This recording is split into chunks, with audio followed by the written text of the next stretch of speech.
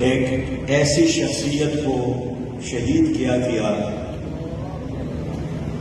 جنہوں نے پاکستان کی تاریخ میں بڑی جرأت اور بہادری کے ساتھ سود کے خلاف فیصلہ دیا تھا، اور وہ وفاقی شرعی عدالت کے چیف جسٹس نورمحمدمسکانزئی صاحب تھے۔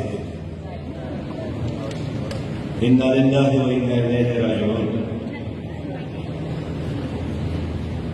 ہم حیران ہیں کہ پاکستان میں چور محفوظ، ڈاکو محفوظ، قاتل محفوظ، ملک سے غداری کرنے والے محفوظ، ملک کی دولت کو لوٹ کر باہر کے بینکوں میں اور کمپنیوں میں رکھنے اور چھپانے والے محفوظ، اس ملک سے غداری کرنے والے محفوظ، لیکن ایک دیانتدار امانتدار چیف جسٹس کو نماز کے دوران بہت بے دردی کے ساتھ شہید کیا گیا۔